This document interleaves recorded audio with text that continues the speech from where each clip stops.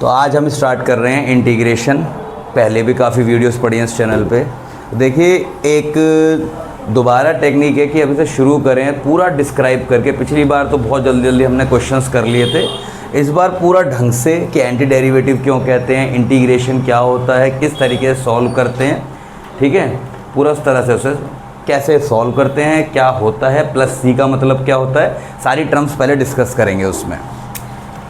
तो जैसे कि मैं एक एग्जांपल लेता हूँ, किसी एंटी डेरिवेटिव क्यों कहते हैं। Like what is derivative of X square. अब वो पता चला जी सर 2x होता है, सबको पता है ये बात। एक्स स्क्वायर का डेरिवेटिव क्या होता है 2x। अब मैं डेरिवेटिव की बात करता हूँ एक्स स्क्वायर प्लस 1 की, तो ये भी क्या होगा 2x। अब मैं बात करता हूँ एक्स स्क्वायर माइनस 1 की, इसका भी 2x। अगर मैं बात करूँ आपसे एक्स स्क्वायर प्लस सी, मैंने कोई c लिया। अब ये c क्या है ये बताइए। ये है c बिलोंग्स टू r, मैंने जनरलाइजेशन में लिख लिया। +2 नहीं, +3 नहीं, कुछ भी हो जाए, c is a constant belongs to r। Then what will be the derivative of X square plus C, that is equal to 2x और नॉट 2x होगा डेरिवेटिव इसका। सबको समझ में आ रही है बात। एक्स, अब मैं इनका ग्राफ ड्रॉ करता हूँ। इनका ग्राफ कैसा होगा, एक्स स्क्वायर इसका पैराबोलिक ग्राफ होगा। क्या होगा ग्राफ, पैराबोलिक ग्राफ होगा। कुछ देखिए, एक्स स्क्वायर मैंने बनाया, ये बना मेरा एक्स स्क्वायर प्लस 1, ये बना मेरा x square plus 1। X square minus 1, ये बना मेरा एक्स स्क्वायर माइनस 1। ठीक है, एक्स स्क्वायर प्लस सी कोई भी ग्राफ हो जाएगा। सी का मतलब है कि सी की में की जगह पे -1 भी आ सकता है, +1 भी आ सकता है, 0 भी आ सकता है, 1/2 भी आ सकता है, 1/√2 भी आ सकता है। एनी नंबर, कोई भी नंबर यहाँ पे आ सकता है, क्योंकि सी किस में बिलोंग कर रहा है, आर में बिलोंग कर रहा है। अब dy/dx क्या होता है, देखो dy/dx को हम बोलते हैं स्लोप। क्या बोलते हैं, slope of what, slope of tangent. ठीक है, dy/dx को क्या बोलते हैं हम, स्लोप ऑफ टेंजेंट, यही बोलते हैं। अच्छा, सबका dy/dx क्या आ रहा है, इन सबका dy/dx 2x 2x 2x 2x। Curve तो सारे अलग अलग हैं, सारे कर्व अलग हैं, लेकिन सबका डेरिवेटिव सेम आ रहा है। ठीक है, मतलब इनकी टेंजेंट्स क्या हैं, पैरेलल। टेंजेंट्स क्या हैं इनकी, पैरेलल।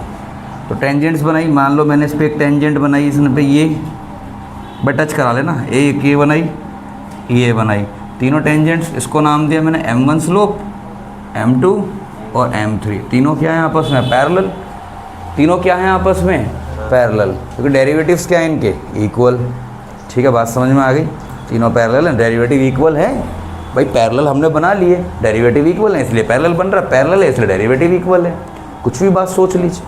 अब इंटीग्रेशन का एक शॉर्ट फार्मूला, सबसे पहला फार्मूला, अगर x एंड dx कहीं पे दे रखा है, n की वैल्यू क्या नहीं होनी चाहिए, यहाँ पे n की वैल्यू -1 नहीं होनी चाहिए। क्या नहीं होनी चाहिए इस फॉर्मूले में, -1। तो इंटीग्रेशन का फॉर्मूला होता है x की power n+1 upon n+1 plus सी। अच्छा, प्लस सी के पीछे का राज बताएंगे क्यों आता है। सिंपल, आप ये देखो, आपके सारे डेरिवेटिव्स आए हैं 2x। क्या है डेरिवेटिव्स, 2x आए हैं। तो 2x में से 2 को इस तरह से लिखो, 2x dx। ये क्या होता है, इंटीग्रेशन का साइन। ठीक है, ये होता है इंटीग्रेंड, किसके रिस्पेक्ट में आप इंटीग्रेशन कर रहे हो, ये होता है फंक्शन। ठीक है, 2x क्या होगा, function. This is the sign for integral, या इंटीग्रल लिख दो या साइन ऑफ इंटीग्रेशन लिख दो, बात एक की है। वैसे इंटीग्रल लिख रहा हूँ। dx को क्या लिखते हैं, इंटीग्रेंड, इसके रिस्पेक्ट में इंटीग्रेशन हो रहा है, x के रिस्पेक्ट में। जैसे देखो यहाँ पे dy/dx आता है तो इसके रिस्पेक्ट में डेरिवेटिव होता है, यहाँ पे ऊपर dx आता है तो इसके रिस्पेक्ट में इंटीग्रेशन होता है। बात समझ में आई। 2x dx में से मैंने 2 बाहर निकाल लिया अगर, तो x की पावर कितनी है, 1 dx। ठीक है, क्या है पावर, 1 dx। अब एक बात और याद रखिए बेटा जी, जब इसका इंटीग्रेट करोगे, n की जगह 1 रख के देखो, तो x की पावर 1+1 अपॉन 1+1। ठीक है, क्या है इसका इंटीग्रेशन बताइए। इसका integration 2 × x² upon 2। 2 into x square upon 2। अच्छा आपने कहा सर इसका इंटीग्रेशन तो एक्स स्क्वायर आया, क्या है इसका इंटीग्रेशन? X square. जब मैं एक्स स्क्वायर प्लस 1 का डेरिवेट कर रहा हूँ तो भी 2x ही आ रहा है, तो मुझे कैसे पता चलेगा कि मैंने इसमें से कौन सा 2x लिया है? मुझे कैसे पता चलेगा? तो भाई अगर 2x है तो वो इसका भी हो सकता है, ठीक है, वो इसका भी हो सकता है, वो इसका भी हो सकता है, लेकिन मेरे तो केवल एक्स स्क्वायर आ रहा है, इसका मतलब तो केवल एक को ही सेटिस्फाई कर रहा है ये, ठीक है। लेकिन एक्स स्क्वायर प्लस 1 का डेरिवेटिव भी 2x है, तो मतलब 2x का इंटीग्रेशन तो पॉसिबल ये भी हो सकता है, 2x का इंटीग्रेशन तो ये भी हो सकता है, और 2x का इंटीग्रेशन ये भी हो सकता है, कोई भी हो सकता है ना। तो इस केस को हटाने के लिए हम क्या लेते हैं? सी लगा देते हैं। भाई मैं जस्टिफाई नहीं कर सकता कि कौन सा होगा कौन सा नहीं होगा, तो इसलिए हम सी लगा देते हैं। और सी की वैल्यू क्या बताई थी मैंने अभी, देखे यहाँ पे, सी की वैल्यू आर में बिलोंग करेगी। सी की वैल्यू किस में बिलोंग करेगी? आर में। किसमें बिलोंग करेगी सी की वैल्यू? आर में। जहाँ पे हमारे इंटीग्रेशन, देखो इंटीग्रेशन का मतलब होता है बेसिकली एरिया फाइंड आउट करना, जब इसकी लिमिट्स दे रखी हों। लेकिन जब इसकी लिमिट नहीं दे रखी होती तो ऐसे इंटीग्रेशन को हम बोलते हैं इनडेफिनेट इंटीग्रेशन। क्या बोलते हैं ऐसे इंटीग्रेशन को? Indefinite integration. तो ये कौन सा इंटीग्रेशन है? इनडेफिनेट। तो इनडेफिनेट जैसे ये है इनडेफिनेट, मुझे पता ही नहीं है किसका है, अगर इसकी लिमिट सेट होती तो ये डेफिनेट इंटीग्रल होता। क्या होता है ये? Definite integral. अभी क्या है ये? इनडेफिनेट इंटीग्रल है। तो एक्स स्क्वायर के साथ क्या लगाएंगे यहाँ पे? सी, क्योंकि मुझे नहीं पता कि ये किसका हुआ होगा, वो -1 रहा होगा, 1 रहा होगा, 2 रहा होगा, 3 रहा होगा, मुझे नहीं पता। अभी रिप्रेजेंट क्या करता है सी? सी होता है यहाँ पे कांस्टेंट ऑफ इंटीग्रेशन। ये कहाँ से आया मैंने ये बता दिया, नहीं भी बताता तो भी कोई दिक्कत नहीं थी। मैं ये बताया था कि प्लस सी कर लेंगे तो भी सब मान जाते कि भाई इनडेफिनेट में प्लस सी करते हैं, उसमें नहीं करते, ठीक है, समझ में आई। अब इसके फॉर्मूले रिलेट करके लिख रहे हैं, बिल्कुल फॉर्मूले। कैसे? शीट बना लेना फॉर्मूले की। जैसे डेरिवेटिव क्या होता है साइन एक्स का? Cos x. ऐसे ही इंटीग्रेशन क्या होगा कॉस एक्स का? एंटी डेरिवेटिव ना। तो इसका अगर साइन एक्स का डेरिवेटिव कॉस एक्स है तो मुझे ये सोचना है कि कॉस एक्स किसका डेरिवेटिव बना होगा, कॉस एक्स किसका डेरिवेटिव बना होगा। एंटी डेरिवेटिव में आपको ये सोचना है कि कॉस एक्स किसका डेरिवेटिव रहा होगा, किसका रहा होगा? साइन एक्स का। तो इसका आंसर क्या हुआ? साइन एक्स प्लस सी। अब डेरिवेटिव कॉस एक्स क्या होता है? Minus sine x. तो इंटीग्रेशन साइन एक्स क्या होगा? माइनस कॉस एक्स, क्योंकि देखो माइनस हुआ है और मैंने यहाँ पे पॉजिटिव लिया, तो ये माइनस कहाँ जाएगा उठ के? मेन फॉर्मूले में जाएगा। तो वैल्यू क्या आएगी? अब अगला dy/dx साइन एक्स का हो गया, कॉस एक्स का हो गया, tan एक्स का क्या होगा? अब बताइए sec स्क्वायर एक्स का क्या बनेगा इस हिसाब से? प्लस सी। कॉट एक्स का क्या होगा? Minus cosec square x. तो बताइए कॉसेक स्क्वायर एक्स का इंटीग्रेशन क्या होगा? प्लस सी। उसके बाद आ जाइए कॉट हो गया, tan हो गया, सेक का क्या होगा? Sec X tan X. Integration क्या होगा सेक एक्स tan एक्स का? सेक एक्स प्लस सी। देखो सेक एक्स का derivative sec X tan X होता है, तो सेक एक्स tan एक्स का इंटीग्रेशन आपको ऐसे सोचना है कि सेक एक्स tan एक्स किसका डेरिवेटिव है? किसका डेरिवेटिव है ये? सेक एक्स का। तो वही इंटीग्रेशन होता है, सिंपल इतना सोचना है उसमें। dy/dx ऑफ, देखो हर जगह तो नहीं सोच पाओगे लेकिन जो इजी क्वेश्चन है वहाँ आप इजीली अप्लाई कर सकते हो। Minus cosec X cot X. Integration क्या होगा कॉसेक एक्स कॉट एक्स का? माइनस कॉसेक एक्स प्लस सी। समझ में आया? 6 के 6 हो गए हमारे। अब इनके इन्वर्स की बात करते हैं। dy/dx of sine inverse X क्या होता है? 1/√1 minus X square. dy/dx of cos inverse X क्या होता है? -1/√1 minus X square. dy/dx of tan inverse X क्या होता है? 1/1 plus X square D Y D X of cot inverse X क्या होता है -1/1 प्लस एक्स स्क्वायर। तो यहाँ पे देखिए अगर इंटीग्रेशन में आता है तो इंटीग्रेशन में किस तरह आएगा dx/√1 माइनस एक्स स्क्वायर। क्या होगा इसका डायरेक्ट, अब आप सोचिए किसका डेरिवेटिव रहा होगा, साइन इनवर्स एक्स का। तो इसका फॉर्मूला क्या बनेगा, साइन इनवर्स एक्स प्लस सी। अगर ये माइनस में है, लेकिन देखिए अगर यहाँ माइनस आ गया तो आप इसे कॉस इनवर्स लिखोगे। कैसे, देखो कॉस इनवर्स एक्स का डेरिवेटिव -1/√1 माइनस एक्स स्क्वायर है। अब मान लो अगर यहाँ पॉजिटिव आ रहा है तो आप इसको sine inverse x plus c भी लिख सकते हो और minus cos inverse x plus c भी लिख सकते हो। कैसे, यहाँ फॉर्मूले में माइनस है, अगर मैं इसका माइनस हटा दूँ तो कहाँ जाएगा, इसके पास जाएगा, तो ये भी क्या हो जाएगा पॉजिटिव, तो इसका माइनस कॉस इनवर्स एक्स भी हो सकता है। अब ये अगर नेगेटिव ही अगर यहाँ पे मैंने ले लिया तो कोई तुक वाली बात नहीं है कि अगर मैं यहाँ पे -1/√1 minus X square D x लिखता हूँ तो इसका direct formula cos inverse x बनेगा या sign inverse x plus c भी बन सकता है माइनस के साथ। ठीक है, समझ में आ रही है बात इतनी। अब D by D x ten inverse X क्या होता है 1/1 प्लस एक्स स्क्वायर। अगर इंटीग्रेशन में आ गया dx/1 प्लस एक्स स्क्वायर तो दो फॉर्मूले बनेंगे इसके। क्या, इट इम्प्लाइज इसके एक फॉर्मूला तो बनेगा इसका tan inverse x plus c और minus cot inverse x plus सी। देखो दूसरा मैं नहीं बता रहा, जैसे मैंने यहाँ नेगेटिव लिया था, अगर मैं यहाँ नेगेटिव कॉमन ले लूँ जैसे -dx/1 प्लस एक्स स्क्वायर रखूँ तो कॉट इनवर्स एक्स आएगा और -10 इनवर्स एक्स प्लस सी होगा। ठीक है, ये नोट करिए, फिर इसके आगे भी और भी फॉर्मूले है इसमें। अगला क्या है, D by D X of sec inverse X. क्या होता है इसका फॉर्मूला 1/x√x² -1। तो इसके ऊपर क्वेश्चन इस बार बोर्ड में आया था, इसके ऊपर इस फॉर्मूले के ऊपर सीबीएसई में, तो ढंग से लिखना है इसे। ठीक है, और मान लो अगर यहाँ पे इंटीग्रेशन आ गया dx/√x² -1 तो डायरेक्ट फॉर्मूला क्या लिखोगे इसका sec inverse x plus c और minus cosec inverse x plus c. ठीक है जी।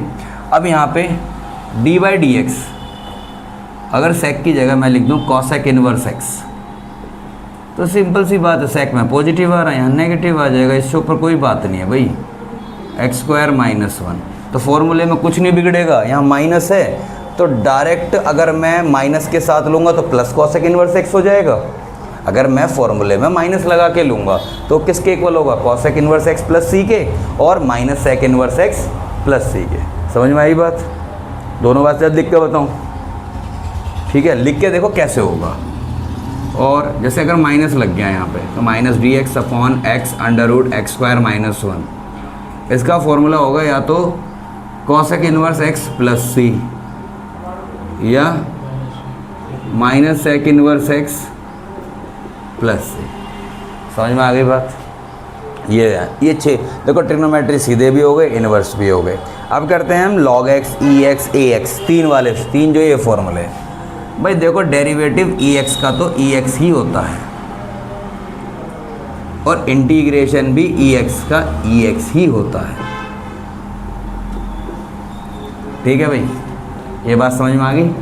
अब डेरिवेटिव ax का क्या होगा, a की पावर x का ax log a। यहाँ पे हम log a की करते हैं मल्टीप्लाई, क्या करते हैं मल्टीप्लाई, और इंटीग्रेशन में क्या करेंगे ax में डिवाइड। एंटी है ना, तो एंटी में आप ये सोचिए कि डेरिवेटिव का उसका मल्टीप्लाई का एंटी क्या होता है, डिवाइड होता है। तो क्या आएगा यहाँ पे ax/log a प्लस सी। अब यहाँ पे डेरिवेटिव ऑफ log x का डेरिवेटिव क्या होता है, ये सबको पता होना चाहिए, 1/x।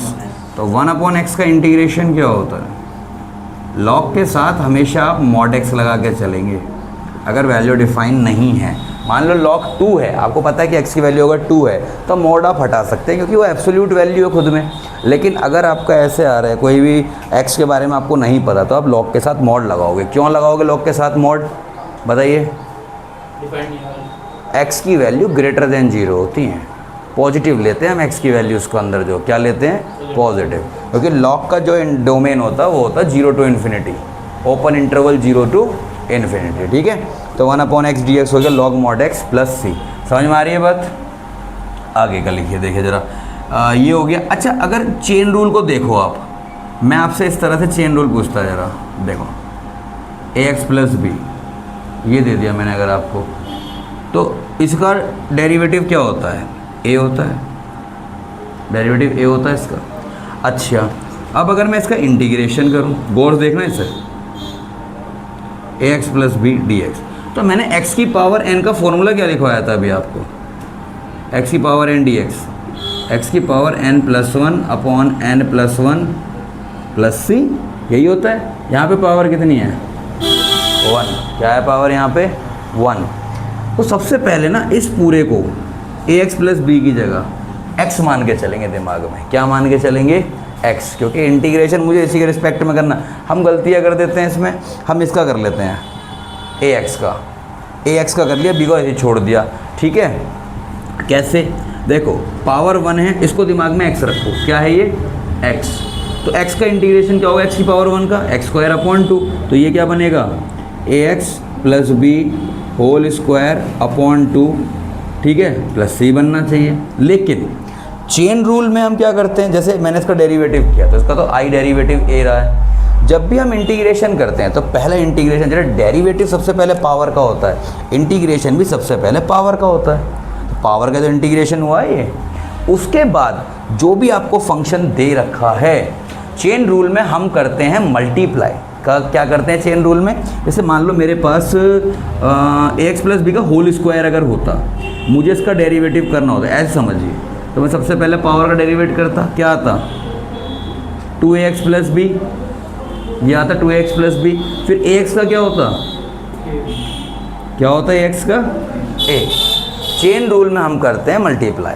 किससे मल्टीप्लाई करते हैं? सबसे पहले हम लगाते हैं फॉर्मूला फॉर पावर, उसके बाद जो मेन फंक्शन है उसके डेरिवेटिव से मल्टीप्लाई करते हैं। यहाँ पे भी मैंने क्या किया? फॉर्मूला फॉर पावर, उसके बाद जो भी डेरिवेटिव होगा मेन फंक्शन का ax प्लस बी का, यहाँ मल्टीप्लाई कर रहे तो यहाँ क्या करेंगे? डिवाइड। यहाँ मल्टीप्लाई कर रहे तो यहाँ क्या करेंगे? एंटी है ना ये तो कितना आएगा? 2a। इसको ध्यान रखना, क्योंकि कहीं कहीं पूछ लेता है। करने का तो और भी तरीका था, इन दोनों को अलग अलग कर लेते उससे हो जाता। लेकिन अगर इसकी पावर 2 होती, जैसे मान लो अगर मैं सिंपल ऐसे कर लूँ, ax plus B power n लिख दूँ, क्या लिख दूँ? Power n। तो क्या बनेगा? ax plus B power n plus 1 upon n plus 1, और ax प्लस बी के डेरिवेटिव से डिवाइड होगा, प्लस c। तो एक फॉर्मूला बन गया इसका। अच्छा, कहीं पे अगर जैसे आता है इंटीग्रेशन dx, तो इसका होगा x प्लस सी। क्या होगा इसका?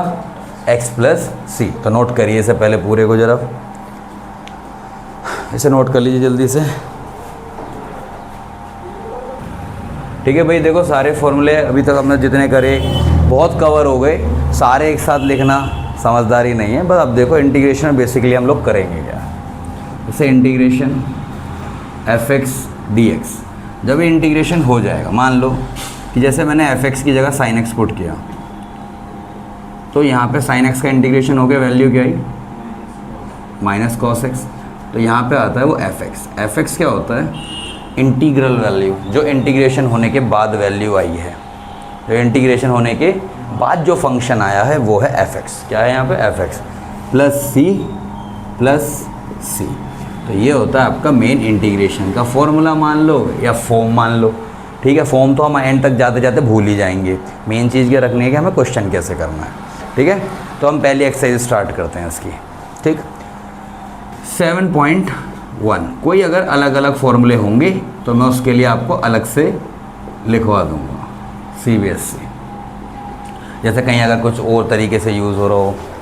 तो पहला क्वेश्चन देखिए बेटा जी, अपनी बुक उठा लीजिए सभी, जो भी ऑनलाइन सुन रहे हैं ऑफलाइन सुन रहे हैं, ठीक है। मेरे ख्याल से तो कोई फार्मूला नहीं बचा, एक दो ज़्यादा ही लिखवा दिए हैं, तो इन फार्मूलों को ढंग से करिएगा। देखिए पहला क्वेश्चन क्या है कि आपको sin 2x का एंटी डेरिवेटिव, जहाँ भी वो क्वेश्चन में कहेगा एंटी डेरिवेटिव का मतलब क्या है कि आपको क्या करना है? इंटीग्रेशन निकालना है उसका। क्या निकालना है उसका, इंटीग्रेशन। शिवम पहला क्वेश्चन देखो बेटा, आपके पास है साइन 2x dx, ठीक है। देखो 2x से मेरा मतलब नहीं है, पहले मैं ये देखूँगा कि मेन फंक्शन क्या है जिसका मैं इंटीग्रेशन कर रहा हूँ। मेन है मेरे पास साइन, क्या है, साइन। तो अब मैंने अभी साइन x का इंटीग्रेशन का फॉर्मूला लिखा था, क्या लिखा था, माइनस कॉस एक्स प्लस सी।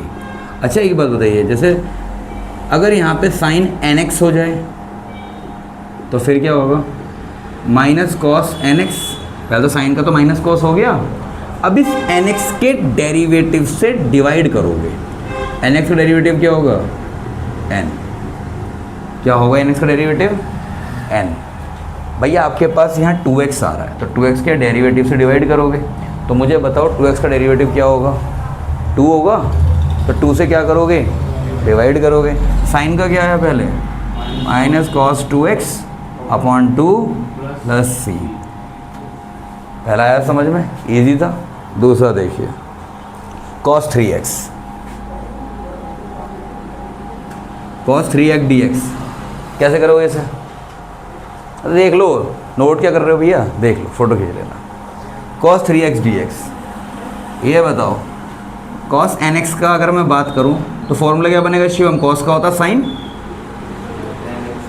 nx के डेरिवेटिव से डिवाइड करोगे, समझ में आई बात। इसका डायरेक्ट आंसर बताओ, वाह गोलू, कमाल कर देता तो। ठीक है, अगला है e2x। पहली बात तो ex का ex होता है, nx का क्या होगा, nx और nx के डेरिवेटिव से करो डिवाइड, तो e2x का क्या होगा, e2x अपॉन 2 प्लस सी। समझ में आ रहे हैं, बिल्कुल इजी है या टफ है। फोर्थ क्वेश्चन देखो, ax प्लस बी का whole square.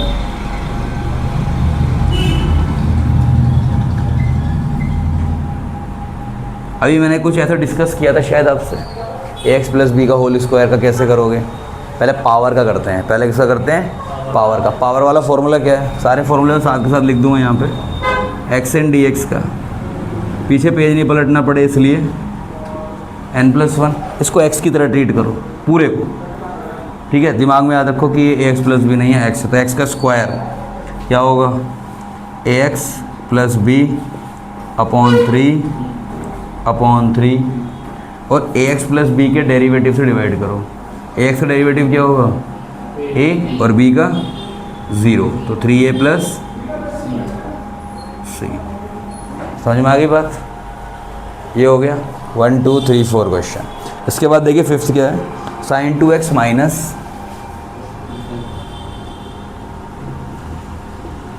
Sign 2x minus 4 time e3x e की पावर 3x dx।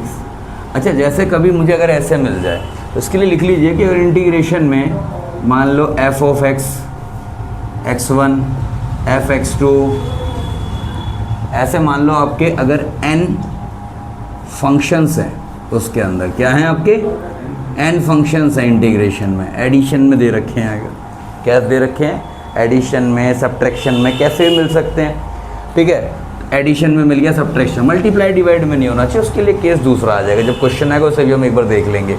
इसको बोलते हैं अलजेब्रा ऑफ इंटीग्रेशन। क्या बोलते हैं, अलजेब्रा ऑफ इंटीग्रेशन। या तो उसे आप एक साथ सॉल्व कर दो, एक साथ सॉल्व करने का मतलब क्या है, एक ही साइन के अंडर दोनों को सॉल्व कर दो, या आप दोनों को अलग अलग करके सॉल्व कर सकते हो। तो मैं पूरा बताता हूँ कि इसे कैसे करते हैं। जैसे e3x dx मैंने दो अलग अलग बना लिए, अलग अलग कर लिए, तो यही कहता है कि आप इसको अलग अलग करके भी इंटीग्रेट कर सकते हो। Plus integration fx2 dx and so on up to f of xn dx। सबका इंटीग्रेशन हो गया अलग अलग, बात समझ में आई सब। देखो ये कह रहा है कि अगर मान लो आपके पास 1 2 3 4 5, जैसे यहाँ पे कितने वो फंक्शन है, 2 फंक्शन है अलग अलग, तो मैंने दोनों को अलग अलग कर लिया। अगर यहाँ पे 5 होते मैं 5 को अलग अलग कर लेता, ठीक है। 6 होते मैं 6 को अलग अलग कर लेता। समझ में आ रही है बात, अलग करके कैसे सॉल्व करते हैं आप ये देखिए। तो मैंने कहा कि यहाँ पे n फंक्शन है, मैंने n को अलग कर लिया, n के n फंक्शंस को क्या कर दिया, अलग करके इंटीग्रेशन अलग, dx अलग दे दिया उन्हें। साइन 2x का क्या होगा, अभी हमने किया है शायद साइन 2x का, पहला क्वेश्चन वही है, माइनस कॉस 2x अपॉन 2। मैं थोड़ी जगह छोड़ के लिखूँगा, ध्यान रखना इस बात को। और e2x का भी किया था हमने, तो e2x अपॉन 2 आया था, इसका e3x अपॉन 3 आएगा। इसी बात समझ में आई। अब यहाँ पे दो इंटीग्रल थे, तो कांस्टेंट ऑफ इंटीग्रेशन भी कितने होंगे, 2 होंगे। इसको लिखता हूँ मैं C1, इसको लिखूँगा मैं इसके इंटीग्रेशन को C2। भाई अगर मान लो कि इस कांस्टेंट की वैल्यू मैं अपने दिमाग से ऐसी कोई भी वैल्यू मान लो अलग सी, तो इसको मैं C1 को 2 मान रहा हूँ, आप 3 मान लो, 4 मान लो, मैंने क्या माना 2 कांस्टेंट है, इसको माना मैंने 3 कांस्टेंट है, और 2 + 3 भी क्या होगा, कांस्टेंट ही होगा। 2 + 3 भी क्या होगा, कांस्टेंट। तो इन दोनों कांस्टेंट्स को ऐड करके मैं एक कांस्टेंट बना सकता हूँ।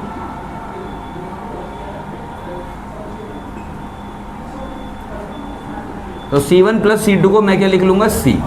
तो यहाँ लिख देना वेयर C = C1 + C2। भाई एक तो ये तरीका है पूरा, ठीक है, इसको अलग अलग करके लिखो। दूसरा तरीका क्या है, दूसरा तरीका डायरेक्ट कर दो इससे, कि जैसे आपने क्वेश्चन देखा कि भैया sin 2x - 4e3x है, डायरेक्ट देखते ही साइन का क्या होगा, इसी में सॉल्व कर दो इसे। साइन का क्या होगा, minus cos 2x upon 2 minus 4e3x upon 3। जो भी इसके साथ कांस्टेंट जुड़ा हुआ होगा वो कभी इंटीग्रल का पार्ट नहीं बनता, कांस्टेंट बाहर आ जाता है। क्या आता है, कांस्टेंट बाहर आ जाता है। और e3x का होगा e3x अपॉन 3 प्लस c, खत्म। ये भी वही है, वो भी यही है। आप अलग करके करना चाहते हो अलग करके कर लेना, ऐसे ही करना चाहते हो ऐसे कर लेना। बस ये अलजेब्रा बताना था, इतना बस, इससे ज़्यादा कोई फ़र्क नहीं पड़ता कि आप उसे खोल के करते हो बंद करके करते हो। ठीक है, अगला देखिए। देखिए 6th क्वेश्चन और 7th क्वेश्चन, 2 क्वेश्चन लिखे हैं आपके सामने, बहुत ध्यान से करने हैं, इनमें गोबर नहीं कर देना बस क्वेश्चन में। 4e3x, देखो बस दिमाग में सोचो कि अलग है, ये अलग है, ऐसे सोचो, ये अलग है और ये अलग है, वैसे प्लस है बीच में तो अलग ही है। 4e3x का क्या होगा, 4 को बाहर रखो, e3x का e3x अपॉन 3, और 1 का क्या होगा, 1 का क्या बताया था, x। 1 का x क्यों होगा, x का डेरिवेटिव क्या होता है, तो 1 का इंटीग्रेशन क्या होगा, x। समझ गए। देखो हर बार x नहीं होगा, अगर यहाँ इंटीग्रेंड y हो गया तो y आएगा, यहाँ पे फिर t हो गया तो t आएगा। ठीक है, इस बात को ध्यान रखना। और प्लस में क्या लगा दो, यहाँ पे पहला हो गया, 7वें का देख लीजिएगा, इसमें x² को अंदर कर दो मल्टीप्लाई। बेटा आप कौन सी स्क्वायर नहीं है, स्क्वायर है क्वेश्चन में, नहीं है। अच्छा वैसे कह रहे हो, नहीं वो करते, देखो अगर वो जब करते, अगर यहाँ पे होता 4x + 1 टाइप क्वेश्चन होता, दोनों पूरा का पूरा पॉलिनोमियल होता। ये एक्सपोनेंशियल है, ये कैसा है, पॉलिनोमियल है, दोनों फंक्शन कैसे हैं, डिफरेंट है, तो इसलिए वहाँ पे वो नहीं लगाते। ठीक है, दोनों फंक्शन क्या होने चाहिए, सेम होने चाहिए। आप सोच रहे हो कि इसका मतलब हम लोग क्या करें, पहले इंटीग्रेशन में 2/2 और 4e3x के डेरिवेटिव से करें तो डिवाइड, नहीं बिल्कुल नहीं। ठीक है, इसका दिमाग में बिल्कुल ये कन्फ्यूज़न काफ़ी बच्चों के हो सकती है, तो बहुत ध्यान से करना। अगर सेम होता तो मैं करता, जैसे यहाँ पे है, अब यहाँ पे वो कन्फ्यूज़न आएगी। ठीक है, वो गौर से देखना। मैंने क्या बताया था जब मैं ये वाला क्वेश्चन करा रहा था, ax + b dx, तो मैंने एक चीज़ बताई थी कि आप इसका स्क्वायर करके भी कर सकते हो अपॉन 2, ax + b की पावर 2/2। आप इसे ऐसे भी कर सकते हो अलग अलग करके। ठीक है, जैसे आपको अच्छा लगे वैसे कर सकते हो, इसमें कोई गलत नहीं है। जैसा आपको अच्छा लगे ऐसे करना हो ऐसे कर लो, दोनों का मतलब सेम है, दोनों से आंसर आपको चाहे वेरी फॉर्म में डिफरेंट आ रहा होगा, लेकिन आंसर सेम होता है, वो गलत नहीं है। तो ये क्वेश्चन है x² (1 - 1/x²), x² को अंदर मल्टीप्लाई करो, क्या बनेगा x², और -1/x² के साथ करोगे तो -1। अब आप इसमें ये थोड़ी सोचोगे मैं इसका कर दूँ, नहीं, अलग अलग सोचो दोनों को। ठीक है, अगर स्क्वायर ऑलरेडी होता तो हम उस फॉर्म को लगाते। फिर हमारे पास 2 ऑप्शन है, मैं पहले a - b का स्क्वायर भी लगा सकता हूँ, या डायरेक्ट 3/3 भी कर सकता हूँ, जो मेरे लिए ईजी होगा। x² का क्या होगा इंटीग्रेशन, x³ अपॉन 3, और 1 का क्या होगा ठीक है, समझ में आया। इसके बाद 8th क्वेश्चन और 9th क्वेश्चन एक डुओ में करेंगे, एक पेयर बनाएंगे इनका। 8th क्वेश्चन क्या है, ax² plus bx plus c।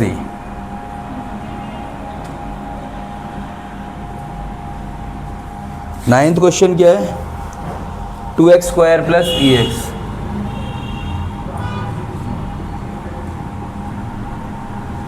ठीक है, दोनों क्वेश्चन बताइए, साथ के साथ बताना इसका आंसर क्या आएगा। ax², अलग देखो इसे, ax², a कांस्टेंट है बाहर रहेगा, x² का क्या होगा, b कांस्टेंट है बाहर रहेगा, प्लस x²/2। ठीक है, c और dx का क्या बताया था, x, और प्लस में कांस्टेंट ऑफ इंटीग्रेशन। थोड़ा बड़ा कर देना इसे, ये छोटा c है, बड़ा c है। ठीक है,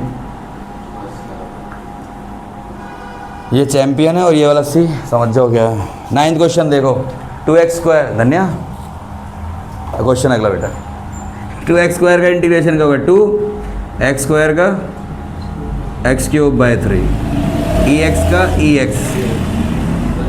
समझ में आ गया बेटा धन्या। ठीक, 10th क्वेश्चन देखते हैं इसके बाद, 10th और 11th। हाँ, 10th और 11th।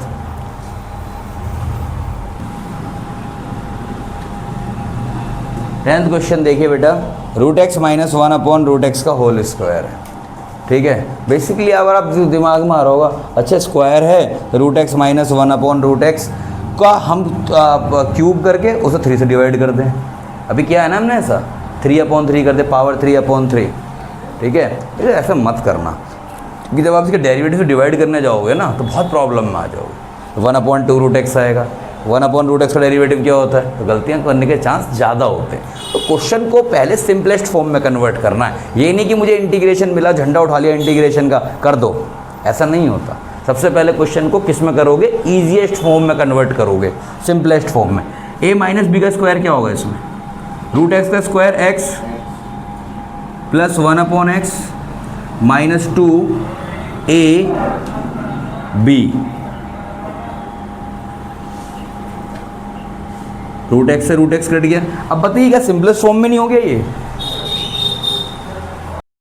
ठीक है, इसका हमने a - b का होल स्क्वायर का फॉर्मूला लगा के a² plus b² minus 2ab। x का इंटीग्रेशन क्या होगा, x का इंटीग्रेशन, बट 10th क्वेश्चन है √x - 1/√x का होल स्क्वायर। हमारे शिवम जी दोबारा पूछते हुए, तो a - b का स्क्वायर क्या होता है। मैंने बताया कि आप इसे उस फॉर्मूले से कर सकते थे कि भैया अगर ये 2 है तो मैं पावर के हिसाब से करूँ 2 + 1/2 + 1। लेकिन मैंने एक चीज़ और बताई कि भैया सिंप्लीफाई करके करना है। क्या करना है, सिंप्लीफाई। कि क्वेश्चन को पहले सिंप्लीफाई कर लो, जल्दी हो जाता है।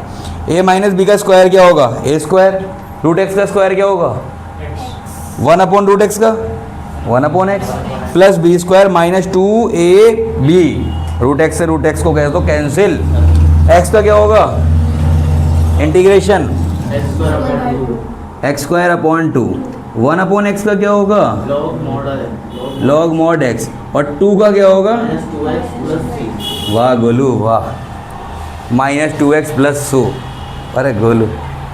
11th क्वेश्चन क्या है देखिए जरा, बोलो बुक कहाँ गई। 11th क्वेश्चन देखिए, बहुत ही बेहतरीन तो नहीं है, बेकार सा क्वेश्चन है, आसान सा क्वेश्चन है। x³ plus 5x² minus 4। बेटा बहुत बातें कर रहे हो आगे बैठ के। सबसे बेस्ट तरीका क्या है इसका, जब भी आपको कभी ऐसे x² मिले, आप इस क्वेश्चन देखो, आपकी पहली एक्सरसाइज जो है ना SSC, सुनो, उसमें डायरेक्ट अलग क्वेश्चन है, इसे डिफरेंट है, ये डिफरेंट क्वेश्चन है उनके सामने। यहाँ पे x² से डिवाइड कर रहे हैं, कैसे करोगे बताओ, आइडिया दो मुझे इसको, कैसे करेंगे इसे, दिमाग लगाइए आप भी। नहीं, क्या करते हैं, मिडिल टर्म स्प्लिट। क्या आइडिया आया, क्यों भी गए, अलग अलग लिखेंगे x² से डिवाइड करके।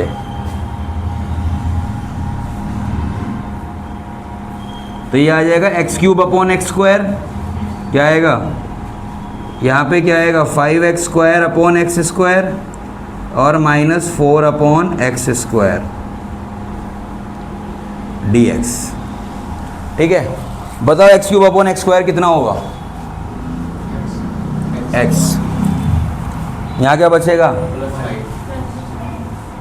-4 अपॉन एक्स स्क्वायर है, एक्स की पावर को ऊपर लेके जाओ।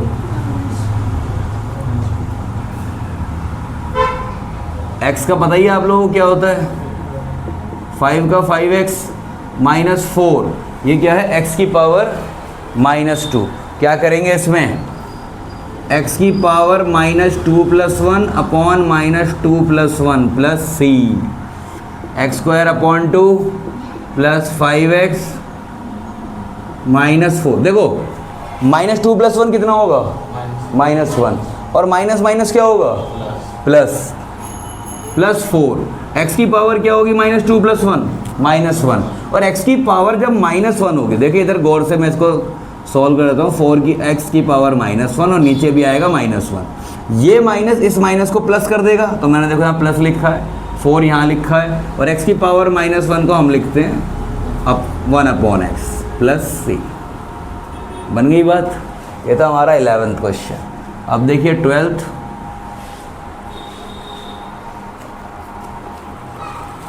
क्वेश्चन क्या कह रहा है? 12th क्वेश्चन थोड़ा सा इंपॉर्टेंट है, गौर कर लीजिएगा, क्योंकि अब आ गया पावर फ्रैक्शंस में आएंगी। √x dx, बहुत गौर से देखिएगा बेटा जी। x³ है और ये पावर क्या? 1/2, तो √x है, तो √x किसके इक्विवेलेंट होता है? x की पावर 1/2, तो x की power 3 plus 3x upon x की पावर 1/2 प्लस 4 अपॉन x की पावर 1/2 dx।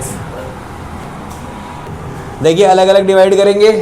जब पहले डिवाइड करेंगे तो 3 x की पावर 3 अपॉन x की पावर 1/2, क्लास 9th में हमने पढ़ा है कि a की पावर m अपॉन a की पावर n क्या होता है? a की पावर m माइनस n। तो ये क्या बनेगा? x की पावर 3 माइनस 1/2, 3 में से आधा क्या कितना बचेगा? 2.5, और 2.5 को क्या लिखते हैं? 5/2। तो x की power 5/2 plus power 1/2 plus 4x की पावर -1/2 dx। अच्छा ये बताओ, यहाँ पे अब x की पावर 5/2 है, अब इसको करने का कोई और तरीका नहीं। कैसे करेंगे इसे? +1 करके। कैसे करेंगे इसे? +1 करके। तो x की पावर 5/2 + 1 क्या होगा? डिनोमिनेटर में भी क्या आना चाहिए? 7/2 ही आना चाहिए ना। लेकिन 7/2 डिनोमिनेटर में लिखूँ, फिर एक स्टेप और बढ़ाऊँ, मैं क्या करूँ? डायरेक्ट मैं लिख तो 7/2 भी सकता हूँ, लेकिन लिखूँगा क्या? जब 7/2 नीचे लिखूँगा तो मुझे बताइए वो ऊपर आके क्या होगा? 2/7 क्या होगा? 7/2 जब ऊपर आएगा तो 2/7 बनेगा ना। तो डायरेक्ट आप एक बात याद रखें, ऐसे कभी भी आप अगर पावर का इंटीग्रेशन करोगे फ्रैक्शन वाली का, तो 5/2 की जो पावर बनेगी 7/2, इसका रेसिप्रोकल आगे मल्टीप्लाई होगा, इसका रेसिप्रोकल आगे मल्टीप्लाई होगा। याद नहीं रख सकते तो पूरा इंटीग्रेट करके दब ले आना ऊपर, दोनों बातें सेम है। इसका क्या होगा? 3x 1/2 + 1 3/2 अपॉन 3/2 आएगा, और ये 3/2 2/3 बन जाएगा, और 3 से 3 कट जाएगा, प्लस यहाँ पे क्या है? 4x की पावर -1/2 + 1, ये बनेगी +1/2 अपॉन नीचे भी क्या आएगी? 1/2 प्लस c। तो 2/7 x की पावर 7/2 प्लस 2x 3/2 प्लस ये 2 ऊपर जाएगा तो कितना हो जाएगा? 8x की पावर 1/2 प्लस c। देखिए मैं ले तो इसे भी जा सकता था, 2 को ऊपर डायरेक्ट, मैं कि एक दिखाई दूँ कैसे हो रहा है काम।